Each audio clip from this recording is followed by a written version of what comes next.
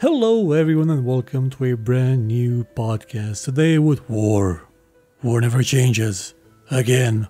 We'll start doing this. Still doing this again because now we're talking about Fallout New Vegas. And I'm again joined by Stefan from the channel Stefan Nonsense. Hi, Stefan. Hey, Unicom, and good morning, afternoon to our listeners. Yes, war never changes. Not in the desert either. Nope. Mojave, still more problems. Yeah, well, I asked you to. I heard Wayne Newton say it.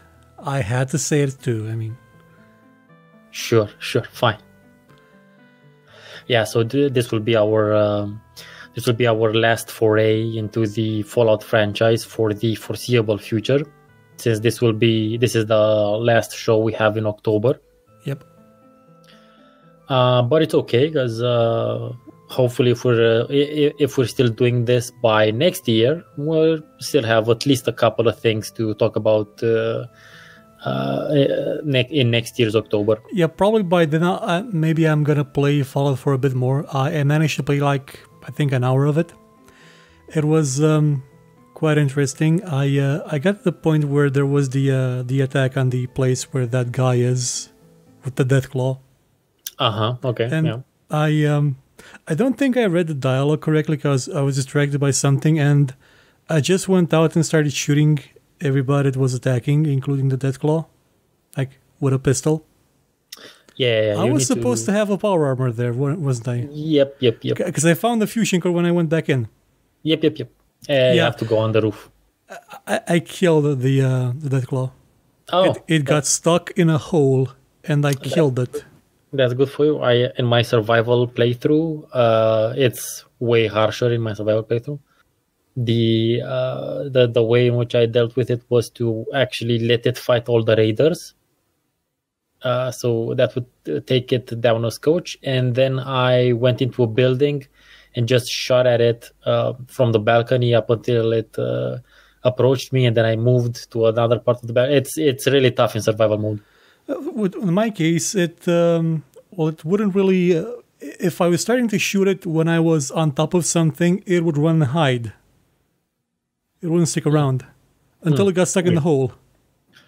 Yeah, well, glitch is gonna glitch. That's one of the things that I noticed instantly when I started playing, because you can tell it's a Bethesda game. You can absolutely tell. I remember that happening in my first Fallout 3 playthrough when the behemoth in the Galaxy News Radio plaza glitched, and he was stuck in like a piece of concrete or a fountain or something. Well, I don't pay those things mind, really. I'm like, yeah, sure, fine. Easier for me then. Also, one thing I was disappointed. You mentioned that Fallout 4 had full VATS and melee mode. It doesn't. It's the same as in Fallout 3 and New Vegas. You can only hit the shape of the entire body, not the individual parts. Yeah, it's. I'm not sure. Maybe that might. You might be right. First of all, unless there's a perk that unlocks full aiming. But there might be, because in Fallout 4, each level you can put in more points into melee fighting in this case, and you get steadier and steadier, better bonuses. So that might I'm not sure, but that might actually happen later on. The idea is that a melee build is more than something doable. You can make some really crazy melee builds. Like at a certain point, if you build it properly, you're basically teleport near the enemies. Really? So that you can attack them in melee. Yeah. That's actually quite cool. It requires a combination of having a bunch of agility and some perks, some shit, but it's basically you almost sort of teleport. You move really, really quickly between targets. That's the idea. I'm curious. I didn't get that far into the game 1 hour, but did they add kicking? Because that's one of the things that really pissed me off about Fallout 3. No kicking. Ooh, I don't know what to tell you on that one. No, I think you mostly have melee and punching. I don't remember seeing anyone kicking or anything like that. That would have been fun, but again, maybe way more animations than they were into doing for something that would have been like a outlier sort of use. That's one of the things I miss from Fallout 2, because in Fallout 2 you could learn martial arts. You could properly like kick somebody like with a you had when you had punching and kicking as your melee basic attacks. That's true. Yeah, you can learn haymaker. You can learn I think it was crane kick. You could go from those guys in San Francisco, the tiger and the dragon or something. One was Bruce Lee, the other one I forgot who he was. They would each teach you their own style, and you would get new moves, different moves, like with their animations. I love that.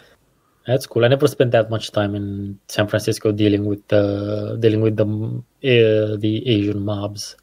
Unfortunately, I was too fascinated by the hubologists. Yeah, their spatial plan to go into space, and the non-ontologists. Yes, they're not a cult. It's a perfectly established religion. It's got an army. So, but today is New Vegas Day. Yep, absolutely, New Vegas. I got it up and running again. I installed a bunch of mods on it. It kept crashing constantly. Turns out it was a texture mod that I put over the game to make it look a bit better. It kept crashing the game for some reason. That's gonna happen. And nowadays it depends a lot because like Fallout 3 and maybe even New Vegas might not be very compatible with Windows 10. Yeah, Fallout 3 on the Steam page, it says this is not guaranteed to work on Windows 10. Yeah. Although you can try running it in compatibility mode, so that might work. I don't know. Actually, when I played it would work, like out of the box, no issues. Yeah. New Vegas as well. If I didn't put any texture mods on it would have not crashed. It's just random. At a certain point, each of our builds is quite unique, even if it has identical parts. Two computers might act very differently when it comes to the OS environment and how it interacts with games and whatnot. Yeah, mine, for example, has a tendency to not be able to properly hardware accelerate encoding of the H.264 variety on any driver newer than 17.7.2 of the Radeon variety. I seem to be one of the few people in the world that has that problem, which is kind of a shame because I use that hardware encoding a lot. Yeah, that is shitty. It's sad. Before we dive into the most personal, I'd like to say. So, New Vegas is basically now it's personal sequel of the Fallout franchise. I'd like to tell our listeners that there's a quite popular channel who deals almost exclusively in making Fallout videos and especially Fallout lore. It's called Axhorn, and the guy basically plays through the games or through the DLCs and shows you at each point, at each fork in the quest, shows you all of everything that can happen, from whether you have bad karma, good karma, if you know people, if you don't know people, if you've killed people, if you haven't killed people, basically all of the possible variations. That must take a lot of time to make. It probably does, but he has like over 1 million subscribers. It's a pretty solid old, and he gets out like almost daily content. It's insane. It's his full-time job, so whatever. Cool. And I think by now he has like a pretty decent streamlined process. He uses the console commands and whatnot, so he makes shit slightly easier on himself, but he still has to play through the things. But yeah, I just wanted to tell our listeners about that because I stumbled upon his channel of like, I don't know, maybe a year ago or something like that, when I was thinking about maybe doing something like that. I was thinking maybe like streaming or playing the game and having exploring each location in detail and whatnot, kind of like what I did with that Death Maze video from Fallout 4. But looking for some various videos, I stumbled upon his channel and I'm like, oh well, that's useless because this guy he goes far way beyond what I would have done anyway. So I'm like, well, that idea, I scrapped that idea. You could try and put your own personal twist on the idea, on the concept. Even so, I consider that, but even so, it would the amount of time that it would take, it would really pay off. So yeah, but yeah, check out Oxhorn, OXHORN. Really good content, really good in general, relating to the Fallouts. So New Vegas. New Vegas, brought to you by Obsidian Entertainment. Yes, and despite what we would have hoped for, most likely will never ever happen again, due to, first of all, Bethesda, although they're being nice in public about people liking the Obsidian game more than theirs, you can pretty much bet they weren't happy about that, like on an internal level. So they'll probably never let anyone else do anything with their IPs, or at least with Fallout for sure from now on. Have you noticed that they deleted all the promotional materials of Fallout New Vegas from all of their channels? They did it like the year after it came out. No, I didn't. They nuked them all from orbit. Okay, so which is gonna tie into New Vegas later. So first of all, that would have never happened, because it's like it's like an honor. It's a stain on their brand name. And so they have a bunch of internal studios that are now doing not all that much, so they have to produce something. So it'd be kind of awkward to farm out another Fallout to somebody else when they have their own studio that's now making Fallout 76. Well, it's made, it's done. Yeah. And then the second one am I completely on crack, but wasn't Obsidian just acquired by Microsoft? That was the rumor. It's not yet confirmed, but it's not yet confirmed. I think it was. I read something like from an Obsidian higher up. Like I read like a quote saying that it's pretty much done. Oh, that was the rumor that was quoted from a source that is not yet confirmed, but it's probably it's probably a done deal, because if anybody follows a forum called the RPG Codex. You've probably seen all the posts that Chris Avalon made. Chris Avalon being a really awesome writer that's done Planescape Torment, Fallout, a bit of Fallout 2. I think he also worked on Fallout New Vegas as well. He worked on pretty much... If you know, I think he worked on Wasteland also. Yeah, if you know an RPG that has a good story, odds are he worked on it. Mm-hmm.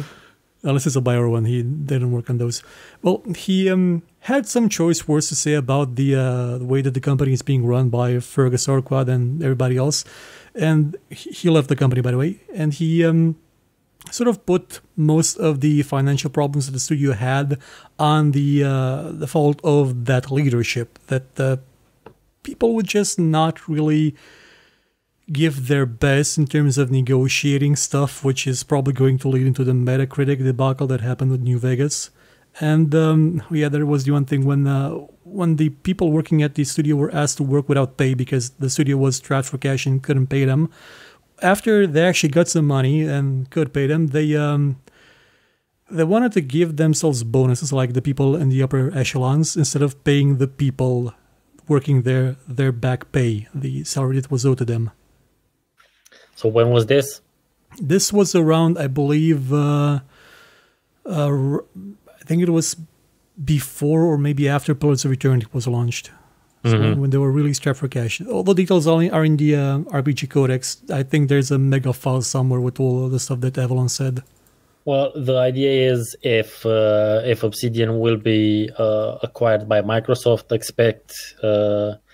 expect a news article to come up with like Obsidian to be shuttered a month before the release of Pillars 3 or something like that. Yeah, there is a chance of that. Hopefully, we will at least manage to see what game Tim Kaine and Leonard Boyarsky are working on. They are the creators of the actual Fallout now. They're at Obsidian now. They're working on a game. And they've been posting occasional some weird, dubious hinty sort of stuff, as in they're working on something. Could it be maybe they're working on the Baldur's Gate 3? Well, that would be a possibility, but I don't think it's really in their wheelhouse, Baldur's Gate. I mean, they're Fallout people. They could be working on their own spin on thing. Maybe they're working on something Arcanum-ish. Arcanum-ish, if you want to pronounce it like that. Yeah. Well, I don't know. We'll see. We'll just have to wait and see. Hopefully, Microsoft doesn't shutter Obsidian before that happens. I don't think it will, because that game is being published by Rockstar. Well, Rockstar's sub-brand, and that's not the first time this has happened. This would be the second studio working on a Rockstar game purchased by Microsoft. The first one was Bungie. Microsoft helped them finish Oni, which was published by Rockstar. Okay. So there's a precedent. Okay, but anyway, idea being Obsidian is never going to make another Fallout game. Yeah. Hey, maybe, although I doubt it, maybe they're going to try their own hand at it. But at like a post-apocalyptic game, there used to be quite a bit of very interesting ideas like 10, 15 years ago running on the net about things to do, types of projects, like indie projects that I used to follow, but some of them just disappeared. Anyway, we haven't yet started talking about actual New Vegas. Okay. I'm going to start saying that... like a fellow once said, ain't that a kick in the hell of a bullet, actually. Yeah, well... Yeah, by far the most personal of the Fallout games. This one I actually played only after it got to Game of the Year version. Oh, so you're lucky dog! I played it when it came out. So I actually only played it with full DLCs and all the bugs ironed out, because when it did get released, my friends were playing it and they were like, it's cool, man, but it's fucking buggy as hell. And my computer at the time, I don't think could handle it anyway.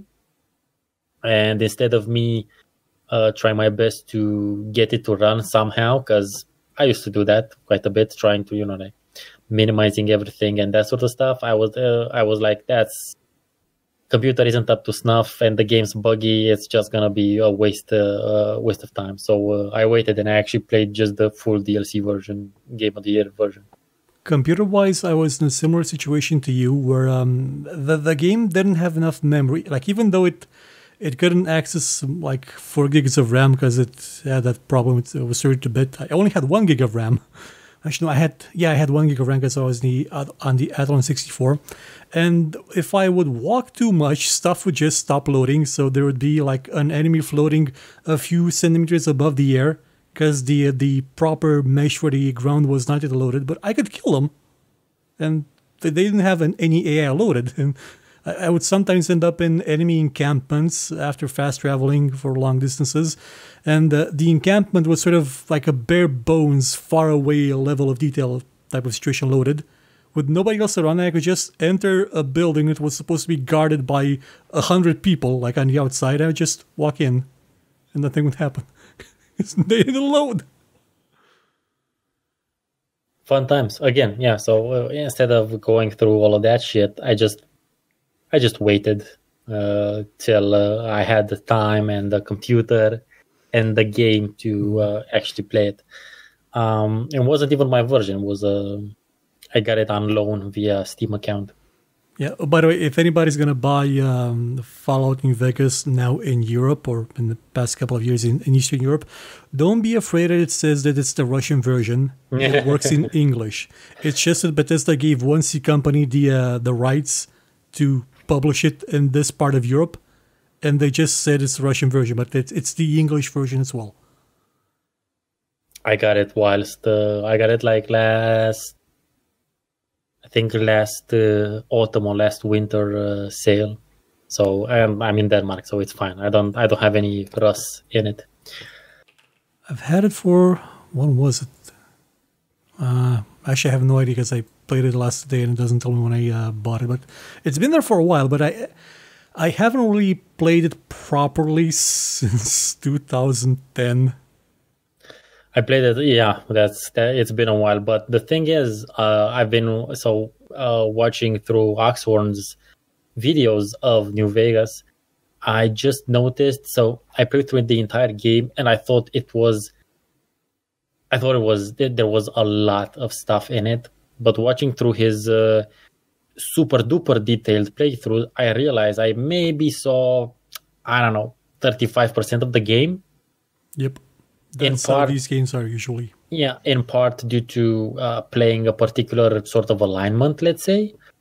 And in part because of the various choices, because if you're trying to if you're playing a good karma character, you tend to choose a bunch of things, but also like spending time and reading up on all of the terminal entries and all of the notes and all of the things, and actually thinking about, like, taking a beat and thinking about what it is that you read, and then analyzing the building around you and seeing that there's a lot that is missed. There's a lot of stories from before the war and during the bombings and quite soon after that are easily missed if you play the game just to go shooty, and if you're just going to find Benny, Chandler, Bing. Yep. Well, they put a lot of detail in the world, and the world building, and the not just the things that characters say, but in the actual world itself and the details, if you will. Yes, and that's actually you can see that in the endings. Yeah, and it's impressive that they managed to do that because they did it in 18 months. Exactly. Granted, if you analyze the game, New Vegas is a bit more quote unquote linear than Fallout 3 is, because there's a bunch of places that you can't really survive at the beginning of the game. So it doesn't really railroad you, but it is a bit more of a linear experience than Fallout 3 would be. That's still in the lines with what Fallout 2 was, because you could go to Mariposa Base and get a power armor at level 1 or level 2, but you would probably die along the way like 50 times unless you saved and reload and save scum like hell, which is what I did constantly. Yeah. And because this is a Bethesda technology Gamebryo-based game, you can abuse the hell out of pretty much any bug you find and ensure survival. Yeah, that's how they do those speedruns. They clip through loading screens and shit like that. I don't know. But we're just talking about the actual game. New Vegas maybe does atmosphere the best out of all of the games. Yeah, I would say so, though. Gotta say, the lighting did kind of... Well, it's dust, man. There's dust. I mean, it has a reason to have the piss filter because it's in the desert. Exactly. It doesn't look great. I'm just gonna I'm okay with it. It doesn't look great, but the atmosphere is partly the piss filter, sure, but it's also the music, absolutely, the assets, and the sound effects, and obviously, and how well the music is tailored to how fucking dark this game is. It's also by far the darkest of all Fallout games. I mean, yeah, sure, you can be an evil character in all of them, and there's bad shit going on. It's the post-apocalypse. There's a lot of bad shit going on, but there's also generally in the other titles there's also a bit of levity here or there. There's some fun to be had. There's a latrine that needs exploding. There is Moira, who was really funny. In Fallout 4, you could kind of say there's the radio DJ in Diamond City, who's a bit of it's one of those like semi-light-hearted quests and whatnot. And the robot, your butler, is also quite Codsworth. funny. Yeah, so the robots in general tend to be funny, the ones that don't attack you instantaneously. So, but in New Vegas, it's all dark,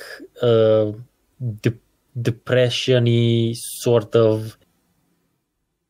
You Like kind of get the midnight- feeling that when they were working on Fallout New Vegas, they were not necessarily happy about something and decided Yeah, to channel it into the something like- game. It's like midnight of your soul sort of thing. Yeah. Because so, and even this, regardless of what you do, regardless of how positive, how much of a paladin of the waste you try to be, at least some, if not most of the endings or most of the people you influence will not end well. Their stories do not end well, regardless of what the courier does. The thing is, Fallout New Vegas is the only one where I never played evil, like, at all. As I only did one play, well, most of a playthrough of it, and then never managed to finish it. But I never went to the evil path. Yeah, for instance, just as an example, yeah, sure. So in Fallout 2, you can be a slaver. I think that's the darkest Fallout 2 gets. Yeah, kind of, yeah. Oh, bad, and killing kids. Yeah, sure. I'm not gonna. That one is collateral damage. Sometimes it is collateral damage, but the slaver thing. They just happen to pickpocket a live grenade out of your pocket. Yeah, Shady Sands Shuffle. We found out. Okay, so by the way, that is from Fallout 3. Yep. There's the radio play of Daring Dunwood. Yeah. Daring Dashwood something. That's where the name came from. Yeah. So that it comes from Fallout 3, not Fallout 4, Fallout 3. So I think that would be as morally dark as Fallout 2 got, that thing. In Fallout New Vegas, slavery is literally part of the background. It's one of the major factions of the game is based around slavery. Caesar's Legion. Yeah. And you cannot only just sell your companions into slavery, but if they're human, there's a quest that would allow you to eat them. Yeah, you can totally be a cannibal. And we're not talking about just having the cannibal perk. No, there is a minor faction in the game whose main quest line is related to the ritualistic, let's say, eating of human flesh.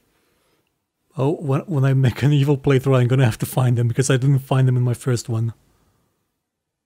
You probably did, but you weren't. You don't know what they're called. Probably. And it's one of the families in Vegas.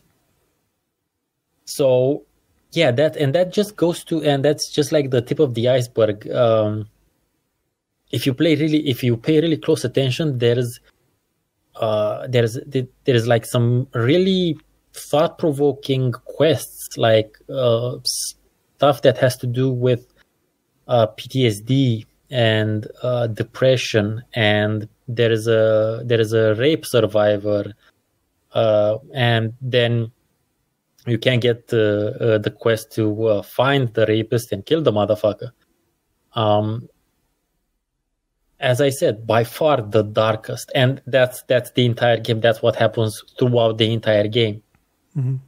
There's companions who are alcoholics for various reasons. I think Rose of Cassie, Sharon, what's her name? Yeah, even the Brotherhood of Steel are complete and utter dicks. Yeah, they were super in New dicks. Vegas. Like beyond the level of dicks that they normally are with the whole hoarding of technology. In New Vegas, they're like, they take dickishness to a whole new level. I think I'm having some like vague memory. I think I may have blown up their bunker by accident once. By accident, there is various quests that. So depending on whom you side with at the end of the game, so you can side with 4 main factions at the end of the game, and at least half of them. For at least half of them, you have to destroy the Brotherhood of Steel bunker. Hmm. Yeah. Indeed, it is quite dark. It is, and just the voice acting is great in the game. Except for the guards repeating the constant same 3 lines. Yeah, the thing that annoyed me is that it was the line about it being really hot or something, or really being dry. It's the same line repeated by multiple voice actors. Yep. I think it's most. I mean, sure, it can be annoying, but it's kind of like one of those things that it's kind of like talking about the weather, but they have a reason to talk about the weather because it's shit. Yeah, but they always say I think it may have been like a primitive attempt to make the arrow to the knee joke. Yeah, and if only they would have had took a bullet to the knee or something, that would have been wonderful.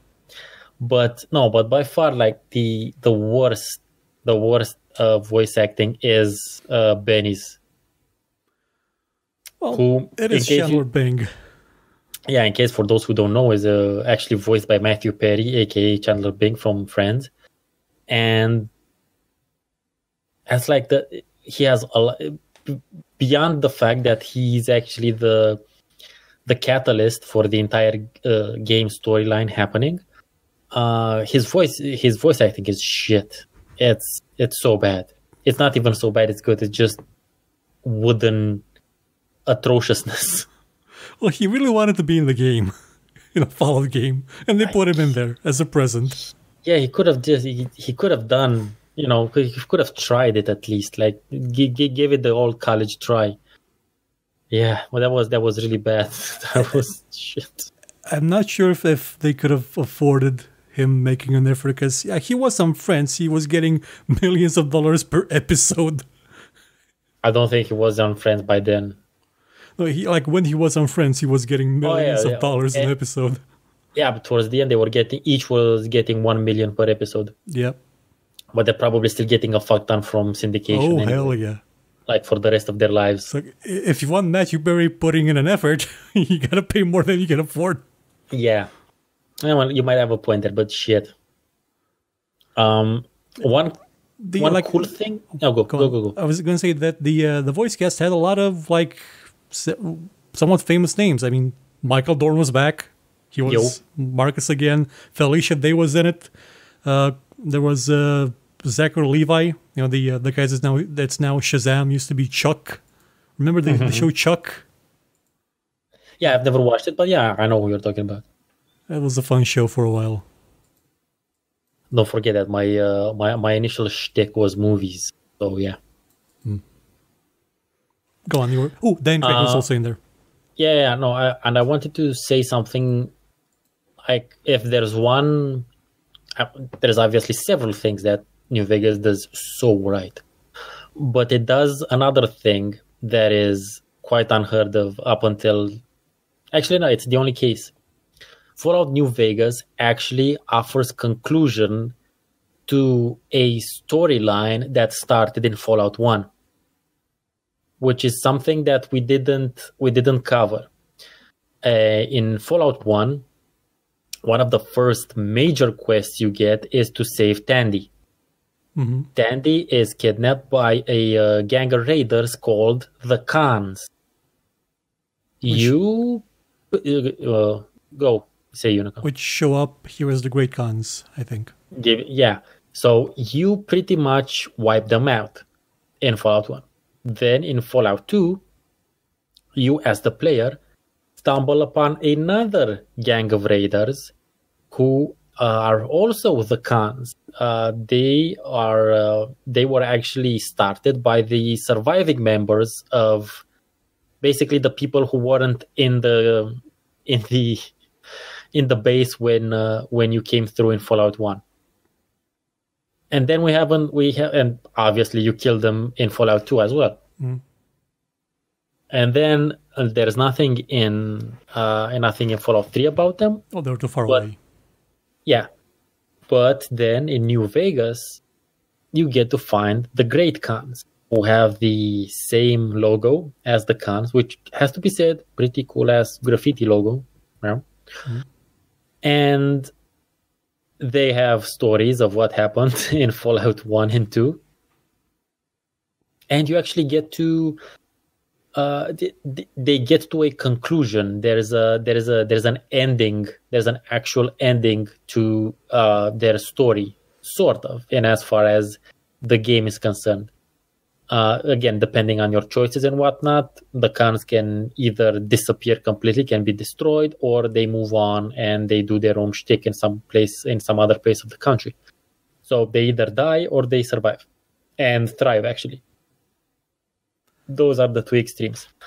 But yeah, I just wanted to talk about that because it was a great world building, storytelling sort of way in which to literally connect the first two Fallouts with New Vegas. It's actually something that could have only been done by Obsidian, because Obsidian has people that worked on both the previous games. Yes, exactly. That continuity is represented by them as well. And there's a bunch of other sorts of weird references and that sort of stuff. And as we've mentioned, quite a bit of the Van Buren ideas and things were implemented into New Vegas. I think the powder gangers were the prison, definitely. Yeah, the prison idea was. You actually started in the prison in Van Buren. Yeah, so the prison definitely was from Van Buren, and probably them as well. Yeah, probably the powder gangers are as well. So I was talking earlier about the sound effects in the game. Have you ever been in a situation of walking through a graveyard in New Vegas and hearing whispers? I don't think so. I was pretty sure I was hearing whispers at one point in a graveyard, but I'm not exactly sure if I'm remembering right. I don't know. I don't know what to tell you on that one. I usually tended to play the game and listen to. I generally play games and listen to podcasts. Oh, so I started looking for ghosts, which is a valid endeavor. I mean, it's followed. I mean, we've established that there are ghosts in this universe. They can exist. Yes, it has been established. I mean, in Fallout. Oh, by the way, Fallout 4, vis-a-vis ghosts, you actually find the remnants of a cult, of a Cthulhian sort of cult. Really? And and you get a very nasty melee weapon out of it. It's like it looks like something out of Skyrim. It's a sword a sort of a sword that looks like it's basically out of Skyrim. And there is weird shit happening. There is weird shit happening. Also, when you visit Salem, I can imagine. There's some weird. Granted, there is. And Fallout 4 has some sort of supernatural things here or there. Oh, that would explain. That would sort of fit if they're trying to merge the universes a bit more. Yeah, they would be pushing that angle. Yeah, yes, it does. I'm curious. Did you ever play New Vegas with any sort of mods? No. Back then, I wasn't into mods. Because after my first attempt at the playthrough, I kept installing all sorts of mods, and one of them that I found was a more perks mod that added some stupid perks. I mean, there's one perk that I absolutely love. It's the Wasteland Gambler or something it's called. You get 2 dice. One of them has a value of 666. The other 777. One is the dice of doom. One is the dice of fortune. And randomly throughout the game, throughout the day, they'll both be rolled. If one of them has a higher value than the other, its effect will trigger. So, for example, if the good luck dice rolls a 4 and the dice of doom rolls a 5, something bad's gonna happen. So it's basically like a deck of many things. Yeah, it's beautiful. Like I recorded a bit earlier where suddenly just some geckos showed up and started mauling me to death out of nowhere. Well, yeah, man, fire geckos. Holy shit. They were bastards. Yeah, they were. Another thing that's interesting in New Vegas is how well they actually made you immersed you into the region via the weapons. because you find a lot of cowboyish, westernish sort of bolt action rifles and all kinds of and that sort of thing. And I think that helps varmint rifles, obviously. Yep. And I think that's a major part of the atmosphere that I don't know if a lot of people actually pay as much attention to them as they should. Or maybe it's just something that I find particularly appealing. Again, Although that's one thing that Obsidian did a lot better than Bethesda. It's that they thought things through in terms of everything around them. There's a video on the web with I'm going to prove to you that Fallout 3 is trash. It's about an hour long. And it does have one thing that it says in the favor of Fallout 3 is that in the Enclave Fortress, under the cantina, there's a grill like out on the floor. And under the grill, there's a bunch of forks and spoons that they dropped. And that's the only point in the game where something is thought out in terms of designing the world and how things fit together. Yeah, makes sense. But Obsidian did a lot of work with doing pretty much that. Yeah, because I think, as you said, it's something that they've created, or at least a bunch of them have created a long time ago. And whenever you start creating something from scratch or almost scratch, whether you're a writer or a dungeon master, which you kind of are part writer to say the least, you tend to live in that world, at least mentally, and you start to think about what your characters would be doing, or why would they be saying this, or that sort of stuff. So I think that's why there's this marked difference between how Fallout 3, whilst it's great to explore and whatnot, it gives off the impression that it is there to be explored, whilst New Vegas, it gives off the impression that it's a world that's been lived in. So I think that's why, because it's literally been lived in mentally by at least some of the people writing it for years, probably. They've probably, even after they scrapped the Van Buren, they probably still did stuff just in case. Let's design something. I think they still played their pen and paper versions.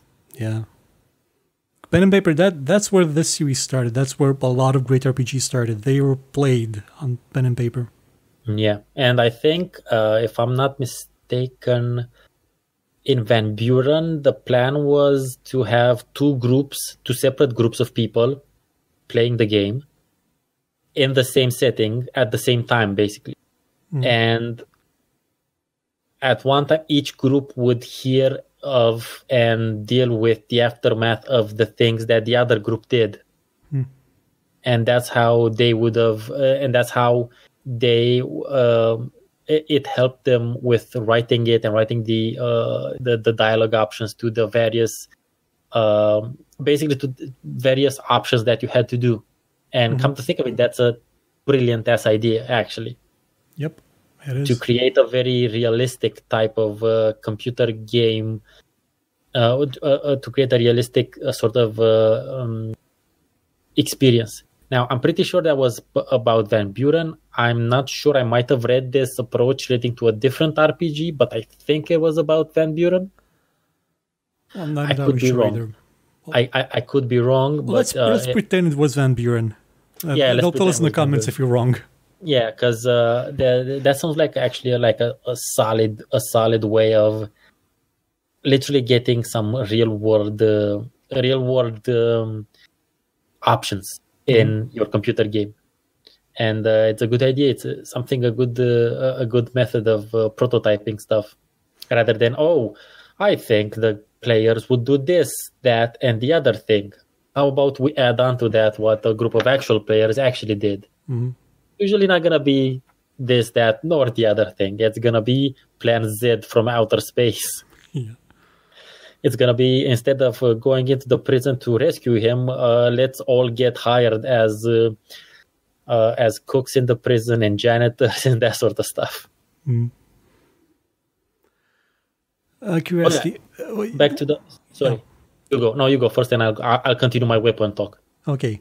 As I was going to ask about the survival mode of Fallout New Vegas. That's how I played it. Yeah, The hardcore mode. It's hardcore mode in New Vegas. The first Fallout had you carry around the water cantina, and from moment to moment you would stop in the desert and drink from it. Like you just fall out of fast travel, and it would say that you drank from the cantina, but it don't really do much with the survival component. You could die of thirst, I think, but it. I don't know what to tell you on that one. So Maybe from radiation overexposure. I don't know. I have really vague memories of being able to die of lack of water in Fallout 1, like really super vague, so I'm not entirely sure. But there was, I remember the bit where you would stop and drink from the cantina. It took them 4 games to actually make that a feature that's actually something. I tend to think that actually happened only in Fallout 2. Because you had like an endless water canteen. Well, I'm gonna do a bit of a search, but you could tell me about your experience of playing it in hardcore mode.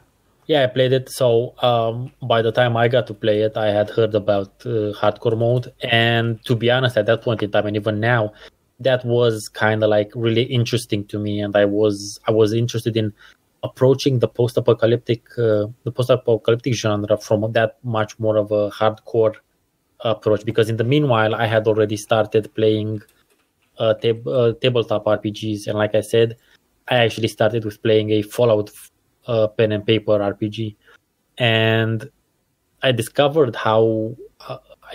realized how much video games lack this component of day-to-day life: eating, drinking, pissing and shitting, basically, and sleeping.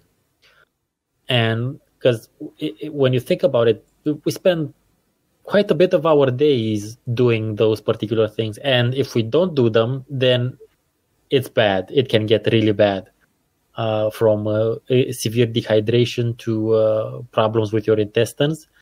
There's a bunch of things that we need to do in order to function as decent human beings. Mm-hmm.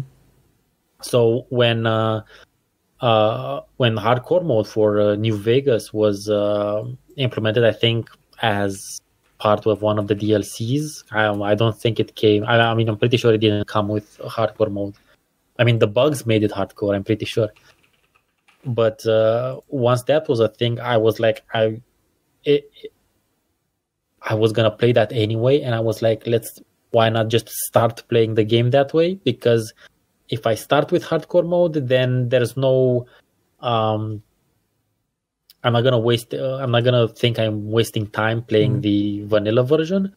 And also, if that's the experience I start with, then I have nothing to compare it with. I'm not gonna be like, oh man, this could have been easier, like Steam packs could have been instantaneously functioning. But no, that adds to the gameplay experience so much more. And has to be said, the hardcore mode in New Vegas is pretty light. It's pretty weak sauce. Yeah, I mean, compared to some other survival games that will have you be starving 5 seconds after you eat something, it's a bit more forgiving and a bit more realistic, honestly. Has to be said, the survival games that you're talking about only appeared relatively recently. Back when New Vegas was out, those weren't really a thing. Yeah, the hardcore mode was based on some mods that people made for Fallout 3. Yeah. Yeah, and you're right. As in, for instance, in Fallout 4 survival mode, you do have I detect a problem. There is a problem with how quickly you need to drink water and eat something. The water I get, I mean, it's, well, New Vegas, it would be the desert, but in... Yeah, with the water, you can kind of be... in the sense that, yeah, sure, you might be able to give them a pass on the water. It's whatever. The food?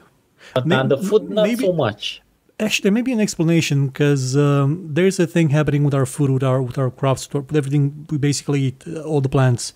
There is more carbon in the atmosphere, so the plants are absorbing more carbon, and they're getting bigger because of it. But the amount of other stuff in them is not increasing proportionally, so we're getting bigger plants with more carbon that isn't really nutritious in its own. It's just stuff. Yeah, but the problem is even if you eat animals, it's still the same shit. Yeah, and we're going to have to eat more as time goes on to get the same level of nutrients that we used to get like 300 years ago. One of the problems, one of the realism stuff that is a thing that is kind of broken in Fallout 4. So you have to drink and eat, and sleep. In survival mode, that's how you save, basically sleeping or just quitting the game. Mm-hmm. But the idea is like, and you know that, and you know this, and I'm pretty sure everyone knows this. Like, let's say tomorrow, you're gonna have to be out of the house for most of the day. You're busy. You have to go places, do shit. Most people would have like a serious meal before that, right? Because they're like, oh fuck, I'm not gonna be home, and maybe I don't want to eat bullshit from like a shop or like fast food. So or a get stick. Yeah, why not get a hefty meal now, and I'll be slow for like the first hour or so, and then it will last me for a long time. But you can't do that in Fallout 4, and I'm kind of annoyed. You should have been able to do that, like basically overeat in order to have, and maybe get like a penalty for some amount of time for movement, so that you can last longer without having to eat when you're traveling a large distance. For instance, walking, because you have no fast travel in survival mode. Walking from Sanctuary to Diamond City, whilst not engaging in any sort of fight, and running as much as you can. Again, running you upgrade throughout the game. Besides adding in agility points, you can also have action, girl or boy, which increases the speed with which your APs refresh. So you can add the two. Once you max those out, you can run for quite a while. But at the beginning, not so much. Sometime around the middle, like level 30 or something, it would take me, I think, 7 or 8 minutes of real-time play. Real-world time to walk from Sanctuary to Diamond City. And you would get hungry like several times and thirsty throughout all of these 7 or 8 minutes. Which, you know, I understand it's not literally 7 minutes of walking because the spaces are condensed and whatnot. But yeah, you could have just like had a serious meal and just spent anyway. Yeah, a lot of survival games tend to forget that and don't really let you eat a lot and then just coast on that. It's I understand the issues with being hungry, but being hungry isn't nearly as problematic as being thirsty is or being dehydrated. Yeah, sure, you can get hangry. That's a thing. It's totally obvious. It's totally valid. But that tends to happen if you haven't eaten for like at least 6 to 8 hours, maybe. Depends on the person. It reminds me of a game that I recently played on the Play Now series. It's it's a survival building game where you also have to relieve yourself, and I never figured out what's the button. I kept getting worse and worse stats and couldn't walk anymore because my character just couldn't hold it. And I never figured out what was the button to relieve myself. I think I could have died of an exploded bladder or something. See, that's when you can actually die of that. See, that's where you need tutorials, motherfucker. Well, the game is in pre-alpha, so it's got an excuse. Okay. So it's very pre then. So yeah, those are the types of things. I mean, they do a bunch of in Fallout 4. They do a lot of really nice things with survival mode. For instance, so you know Radaway, right? Yep.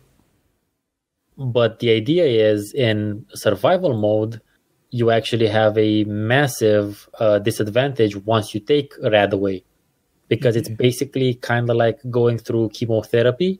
Yeah, you get woozy, you get weaker. Yeah, and the thing is, your immune system becomes weaker, and it's much more likely for you to get illnesses. Oh, and they have illnesses in Fallout 4, like in Morrowind? Yeah, and in Fallout 4 survival mode, an illness will literally kill you way faster than radiation will. Nice. Because radiation will just radiation basically when you eat up rads, it basically just lowers your maximum HP. Diseases eat up your HP. From time to time, they eat a bunch of your HP. And if you're not playing a high intelligence character, in order to get the perks required for you to make your own antibiotics, and up until you find a bunch of antibiotics or place to or where to buy them from, it's getting diseases is some of the harshest shit you have to deal with in Fallout 4 survival mode. Is there a version of New Reno or New Vegas in Fallout 4 where you can, get them all? Gotta catch them all? The kind of diseases I'm talking about. No, I don't think so. No, Diamond City is basically the largest. It's in the center of the map also. It's like the largest settlement in the Commonwealth. But no, because Fallout 4 kind of, its subject matter is one of the heaviest in terms of philosophical approaches, but it's dealt in some of the, unfortunately, with the lightest of possibility, because Fallout 4's dialogue options are there, and you have a voice. Yeah, that annoys me less than you might think. But unfortunately the subject matter would have been much better served by Obsidian. Most likely, yeah. But that's that. Back to New Vegas. Okay, back to New Vegas. You're saying something about the guns. Yeah, one of my favorite guns in the game is actually it's a gun that works well with the theme because it's nostalgia based. In one of the DLCs, you get like a bunch of items and stuff. The weathered 10mm pistol. Yeah, exactly. So that was the main gun I used for a long time in the game. I always kept it. That and the Vault 13 armored jumpsuit. Mm-hmm. I played it earlier, and fun fact: if you get the combat tutorial while you have the pistol equipped, it'll vanish. Yeah, I had to reload the game. I had to restart the game basically to get the pistol back, because when you get the vermin rifle, it just liquefies your pistol, the weapon equipped. I liked that. I like that particular that piece of armor and that gun. I like them so much. Those were. I meant to build a cosplay of them, and I did manage to build a pistol. Nice. I made it out of wood because I didn't have a lot of materials back then. I didn't get to paint it properly though, but I made myself a weathered 10mm pistol, which I basically customized to my hand, so it's as realistic as it would be in my hand. I'm gonna send you some photos because I have some images, and you can put them now when I mention it now. I'll do that. I actually forgot to search in time for the pictures I had of Fallout 3 for the last one. Yeah, I know. I found them. If anybody wants to see them, they're on the Discord channel. There's about 200 of them. Oh, well, the ones that are still left. Did you make like a separate channel for it, or did you upload them somewhere? It's in the English thing. I'm going to put them in the announcements, I think, so they'll have better visibility. Okay. Yeah, do that. Not all of them are left because ImageBam sort of still deleted some of them, or they're on a server somewhere that's dead, but most of them are there. Okay. And then there's the DLCs. I mean, there's so much to do.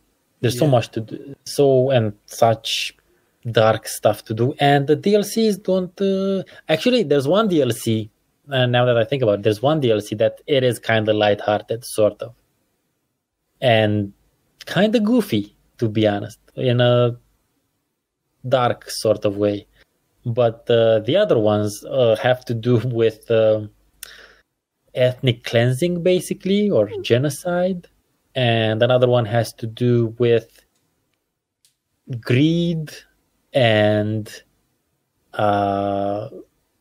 anger and payback and that sort of stuff.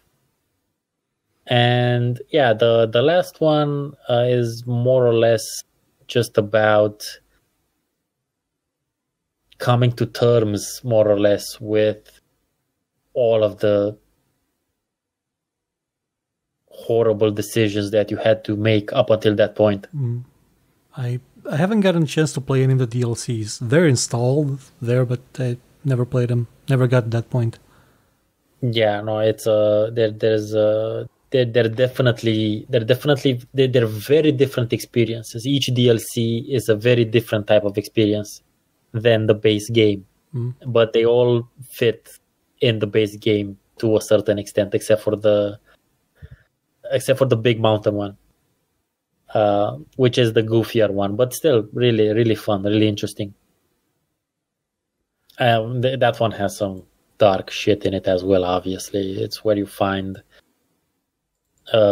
proof, like physical proof of the concentration camps where Chinese Americans were locked in. Oh, before the war. Yeah, the game still sometimes does have its lightheartedness. Actually, if you have to activate a perk, you have to get a trait. You have to get the wild and crazy wasteland trait to be able to see the goofy stuff. Yeah, and that is funny. That is really funny. But again, that's not part of the base game. I mean, it is. It's not part of the base story. They made sure that the goofy stuff, you have to sort of realize that it's not going to be there otherwise. Yeah, you have to opt into it. Yeah, it's basically not really part of the game. Like it's really not. The thing that really sort of stood out for me was that I found a guy sitting on a table with a like 4 red balls next to him, and I had no idea what that was. It was a reference to some game on the Something Awful forum, and it was like of all the stuff they could have referenced in the game, they chose that. They referenced a bunch of really obscure stuff and really well-known stuff. There's like the fridge, the famous fridge with a hat. There's one in which some grannies attack you, which is a reference to a Monty Python sketch, for instance. Mm-hmm. So there's both of those things, but again, you need to opt into that, because otherwise it's not gonna be like a super hilarious experience filled with joy. And it's really not. It's and the music only the soundtrack, the songs only compounds that atmosphere, because basically the entire soundtrack is sad or melancholic songs. Mm-hmm. There wasn't. Fallout 3 had a lot of upbeat songs, like the Civilization one, the one living in the jungle anymore. Yeah, no, it had a decent blend. It had a good blend of stuff. Fallout 4 also has a very varied blend of stuff. Yeah, I think in Fallout 4 I heard some songs from Fallout 3. There's a couple from 3 as well, yeah. Civilization especially. Mm-hmm. And you have to accentuate the positive. But not so much New Vegas. In New Vegas, the brightest sort of you get is Jingle Jangle Jingle, mm-hmm. I guess. Which is, I mean, it's a fun song and it's great and whatnot. But it's about being single. That's what the song is about. And maybe a Big Iron, which is a great mm-hmm. song, which is super solid. It's one of those. It's one of those songs that don't happen that much anymore. It's a song that tells a story, literally. There's no metaphor in it. It literally tells a story. But otherwise, just dark stuff. There is. And it works great with the atmosphere. It works great with the game. It fits perfectly with what they did there. You know, giant red scorpions and giant ants aside, fire geckos and stuff. Yeah, all of that stuff aside, you can almost see or feel like the grit, the dust in the air. I was kind of surprised. Not as many tumbleweeds as I would have hoped to see. Yeah, but there are dust storms on occasion. There are dust storms. Sure, I'm with you on that one. But I was expecting more of that shit. Again, one thing that annoys me about these games, so you can carry, I'm not talking about survival mode or hardcore mode, but even in hardcore mode, you can carry quite a bit at a certain point, but that's just normal game. You can carry the equivalent amount of firepower that maybe, I don't know, a couple of platoons would be able to carry in real life. Yep. You can have like mini atom bombs, not to mention the fact that you can basically have a Final Fantasy spirits within satellite gun at your beck and call. Mm-hmm. Let's see how many people get that reference. Grenades, all kinds of grenades, plasma weapons that don't exist in real life, laser weapons that don't exist yet in real life.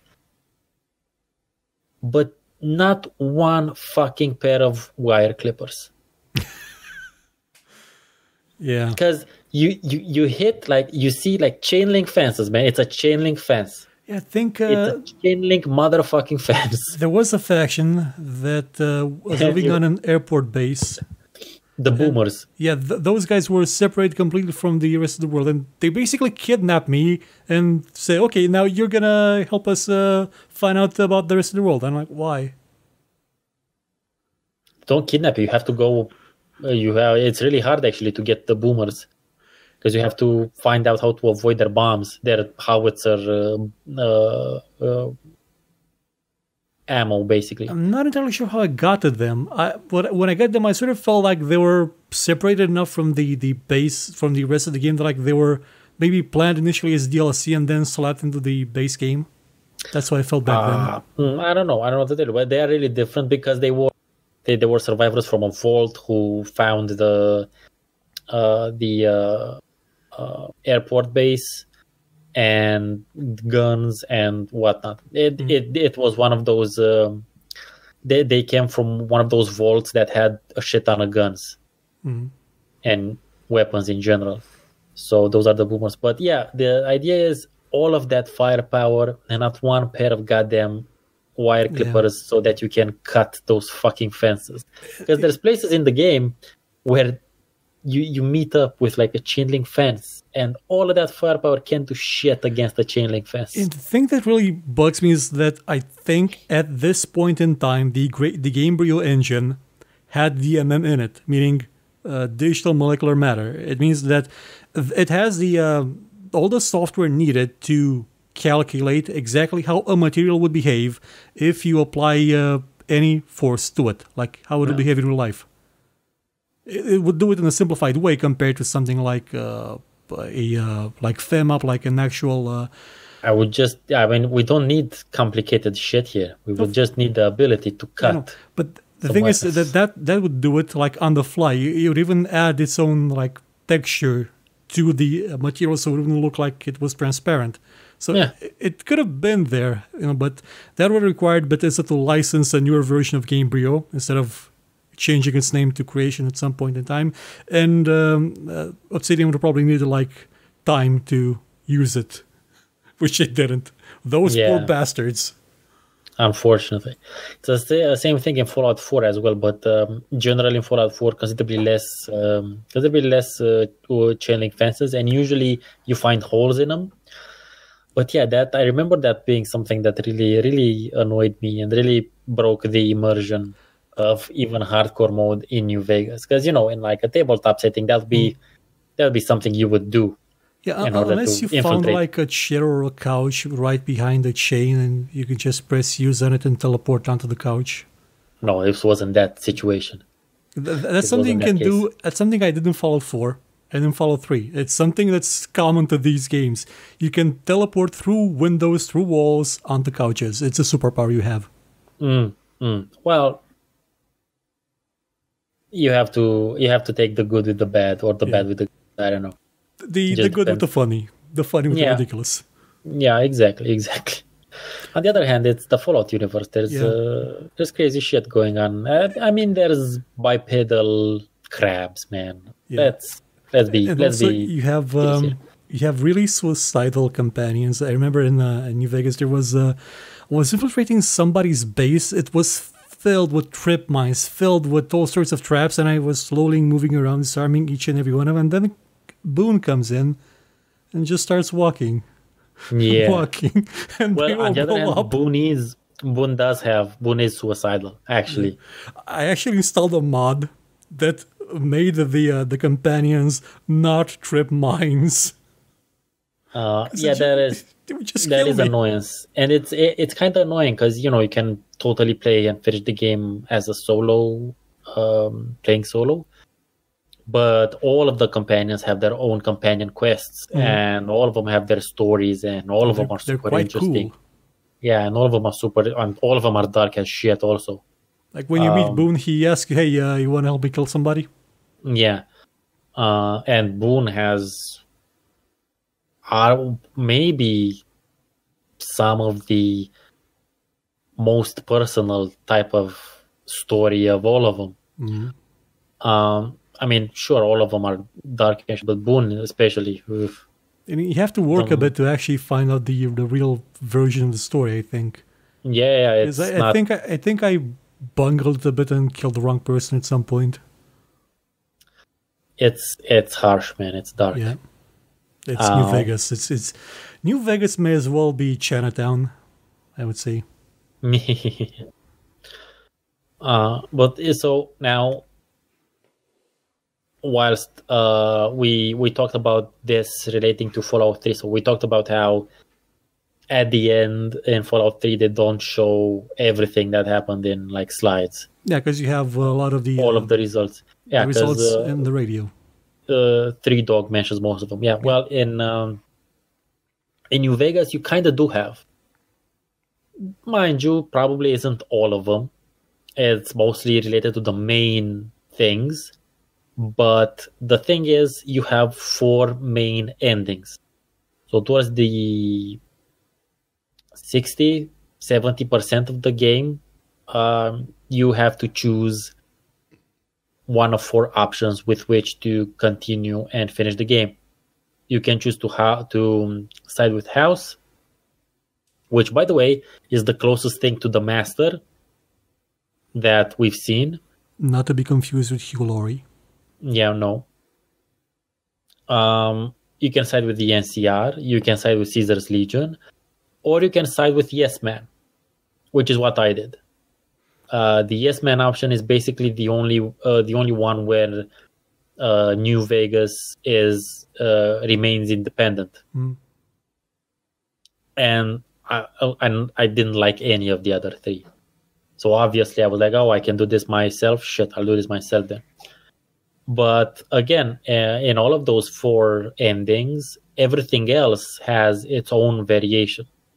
So like I said earlier with the example with the Great Khans, they can either survive and thrive depending on what you decide to do with them.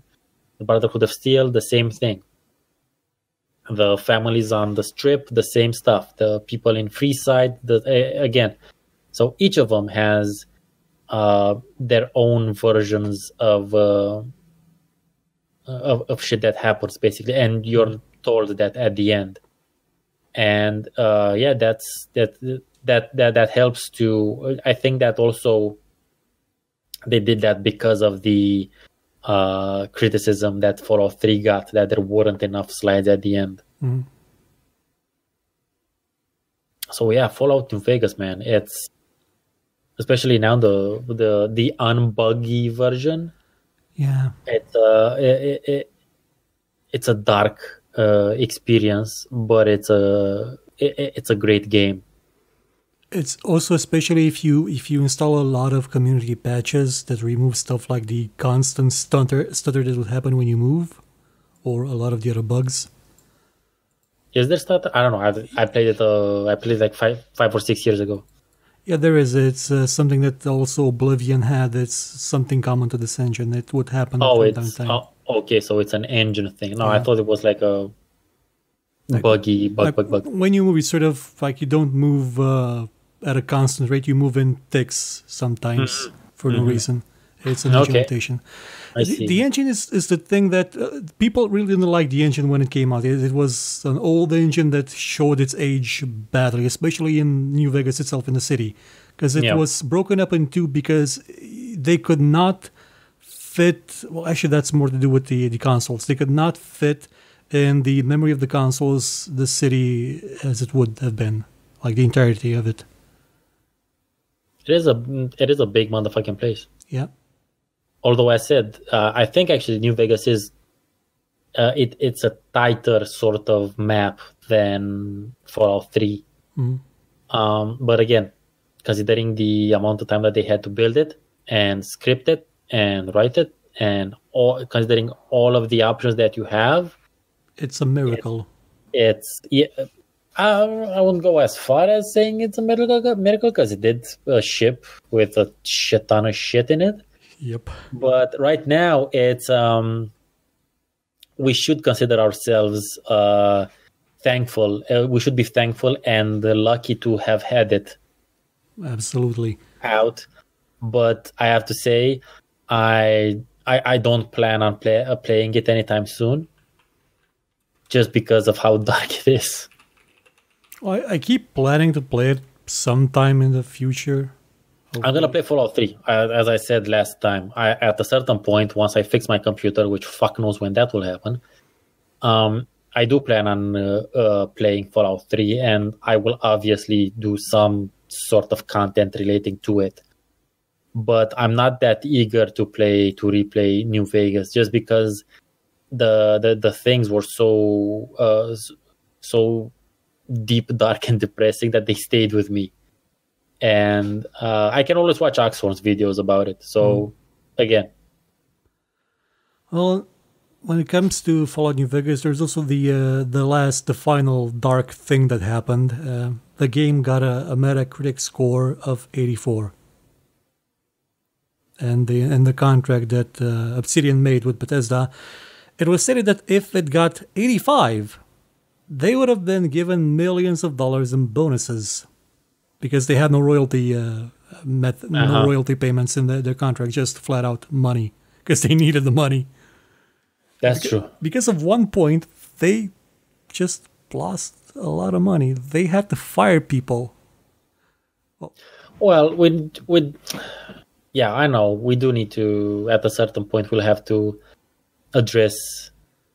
But the thing is, even if and when we address the horrible culture that is prevalent in most game developers companies, in most developer companies, I don't know if it's gonna help with anything. I'm pretty sure a lot of people who would be listening to us are already aware of that. Yep. Just find it really sad that it was based on Metacritic, because Metacritic does not actually add all the reviews together. It weighs them. If it's from a more like important site, it will give that score a higher importance in the final calculation. That was a very bad decision they made at the time. Absolutely, it was horrible. I don't know what the thinking was behind it. Who knows what their thinking was? Avalon sort of knows, and he keeps pointing the finger at Fergus. Okay, so there was something thought they had something, but probably they didn't, so whatever. Also had to cancel a project because of it. It is in the Rune Master stuff?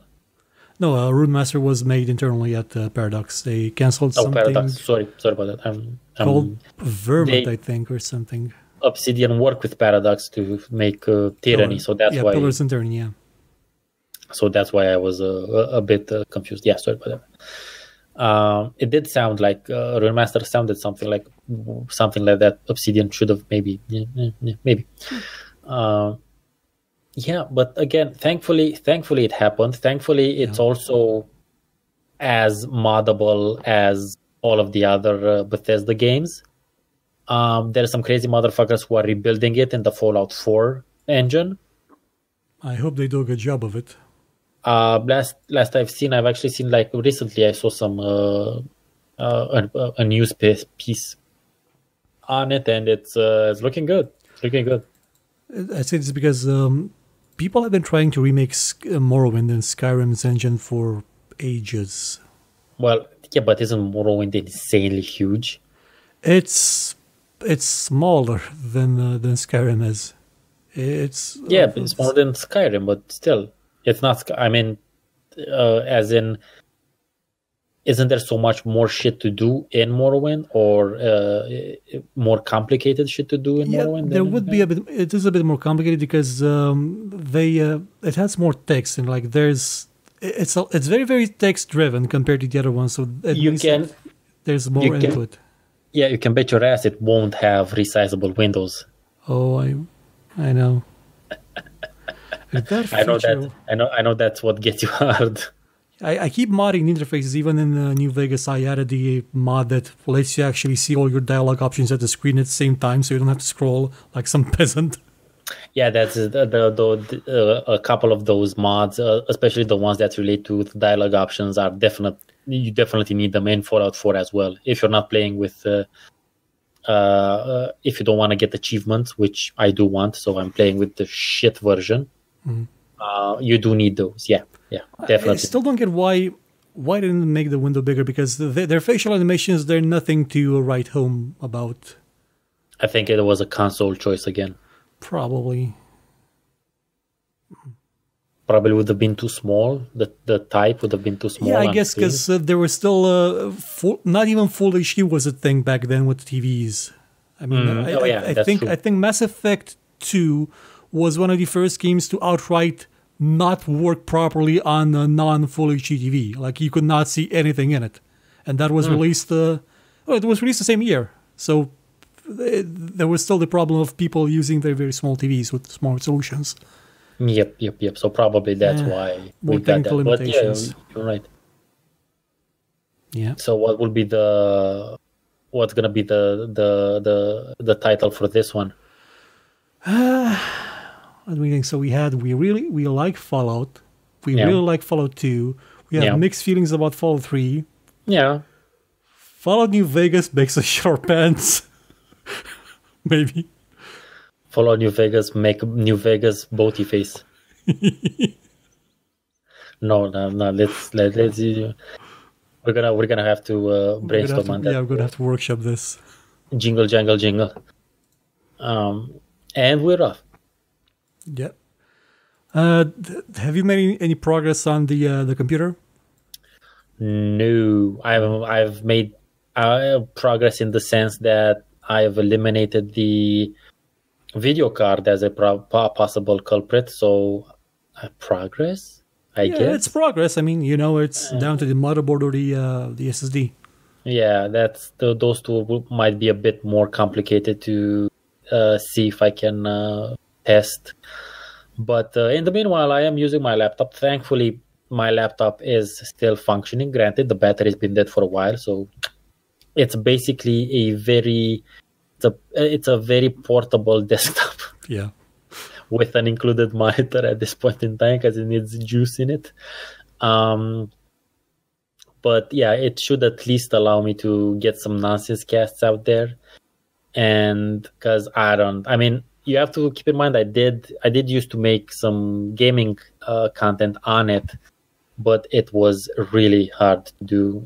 Rendering especially took a long ass time. I understand. I mean, I would not want to make content again on the Athlon 64. Yeah, I would rather go sit in a lake. Exactly.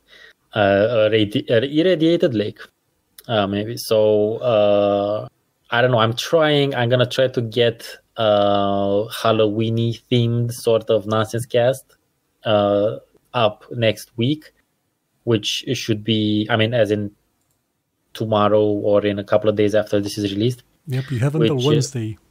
Yeah, exactly. Which Wednesday is usually the day I post my nonsense cast, which will be most likely Stranger Things themed, because Halloween. Or October Spook Fest, horrible. I forgot the name. I don't know, the non-conjuring stuff, your crazy shit. I made that long name because that's a reference to, if anybody, I don't think anybody knows, on the English channel. I mean, I used to have a village in Stronghold Legend, Stronghold, what was the name? Stronghold Online, the Stronghold Kingdoms. That broke the naming system.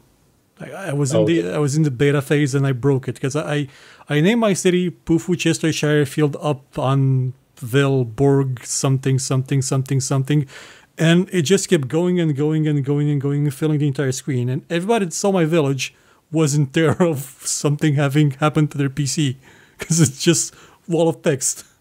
Aren't you the hack tester? Yeah, they added the limit because of me. Nice. Well, that's why they have those testing periods, man. The game was horrible.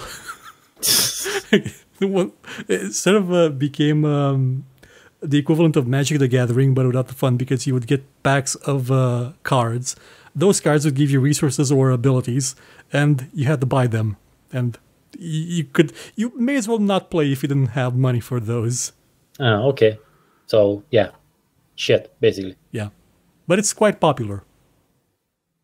It still is quite popular. Oh yeah, it still is. Okay, I'm amazed. Well, I'm looking. In terms of card games, I'm looking forward to the Valve artifact. That wasn't a card game. That was a sort of castle builder. Yeah, but I was just talking about card games. I'm kind of looking forward to the Valve artifact thing. That's going to be quite interesting. Yeah, it's designed by Richard Garriott, who... no, it's designed by the not Richard Garriott, sorry, Garfield. Garfield, yeah. Garriott, Jesus. You mentioned Stronghold, and somehow it linked with Ultima. Yeah, it's kind of the same kind of game as Lord of Ultima. Okay. Sorry about that. Yeah, Garfield, who made Magic the Gathering. So yeah, it has very good pedigree. Yeah. Also, it has the Crystal Maiden from Dota in it. Well, it's all about Dota. I mean, you play with the Dota heroes and whatnot. That's what the game is. I don't think it's all of them, because there was a comic about the Crystal Maiden's sister being upset because she's not in it. I don't know.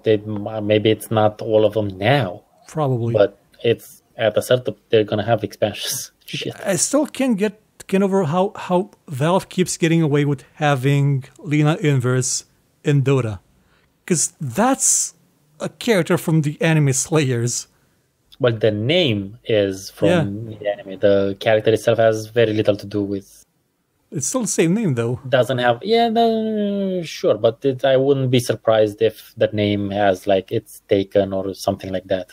She has the same names for the attacks. As in, there's, like, an older stuff. I don't know. It doesn't wield the weapon. She's it's not... The character doesn't look anything like... The design is different, but the name is the same. Yeah, so I don't think the name is I don't think the name is enough, because it might be. It's a good thing that they probably didn't copyright the name for the character, or registered the trademark. If they did, Valve would have been MechWarriored. I'm pretty sure, or maybe they got the okay. Who knows? I don't know. It's obviously, if it's still there, either the IP holder from Japan doesn't give a shit, and they very rarely do about Western shit. Well, actually, anime companies, the mecha ones, are murderous about their properties. Like, if your mech looks a bit like something that they made, you will be murdered. Maybe, but again, we're not. Yeah, different. I kind of like the look of Western mechs, to be honest. Well, I like the bulkier, chunkier. The thing is, a lot of them are actually, a lot of the Battletech ones are inspired by Macross, by Gundam, by a bunch of other stuff, and they were initially actually licensed. Oh, okay. Well, sure, they can be inspired, but Robot Jox. Robot Jox is amazing. I love that movie. That's all you need. Watch Robot Jox, kids. It's the best. It has the most amazing ending ever seen. Of course it does. And in general, giant robots fighting, like it's not Pacific Rim graphics, but it's actually kind of better from that perspective, because it's actually physical stuff. Everything is actually made with stop motion with physical models. Actually, everything exists in front of the lens. So yeah. Anyway, we've gone off the deep end right now. The deep end. We've gone into Robot Jox, so it's a good deep end to be in. I mean, that movie is still. I guess you wouldn't really think it was about something other than robots punch each other, but the ending, the bit at the end where it just says we can live, like it's bringing world peace. It's a movie about peace. It's through fighting robots. Yeah. I think we need some of that right now. Yeah. A world where war is illegal and everybody fights with giant robots that somebody decided we should do this in the stadium with people around because those robots aren't going to fall down. Underground, not even, high up or floaty or some shit like that, or like a kilometer away and watch it through a feed. No, just literally underground. Like nothing could happen. But, accidents, pshaw. Yeah. Next year we should try and do a podcast about that movie or something. We might have to, since that's my older profession of whatnot. We can start one with weird. We can actually talk about game adaptations. Oh yeah. As in, take them in turn. We're gonna have to watch some horrible shit. But absolutely, it's gonna be dreadful, but funny. Yeah. So what you got on the channel this week? Well, I actually took time off, like an hour or two, and planned every show up until the end of the year. Well, there's 2 shows I'm missing because I'm waiting to hear on some play now that needs some review code. But it's going to be a photo mode on the Gaming Codex. It's going to be a show about comedy games on the top 7, then comedy games in general at the gaming culture. And then we're moving into the 90s shooters with the history show with Heretic being the first one. Ooh, I'm going to watch that one. And for the next play now is going to be Battle Right Royale, which I haven't played yet, but I'm curious how it shapes up because Battle Right was a reboot of Bloodline Champions, which is sort of a skill-based MOBA. There are no creeps. You just have a hero character where every one of your abilities needs to be aimed. Oh, okay. It was really great when it came out, but didn't have a following. But Battle Right, because it was sort of rebooted in the Twitch age, has a following. And now they've added Battle Royale to it. Sure. You'll see. I have no idea what you're talking about, so I'll just wait for the video as everyone else. I'm hoping it's going to be fun. And that's it. You'll just have to see. Okie dokie then. Well, we'll see you again when we see you again. Have a good night, everybody, or good day, or good morning, or good evening. Yeah, see you next time.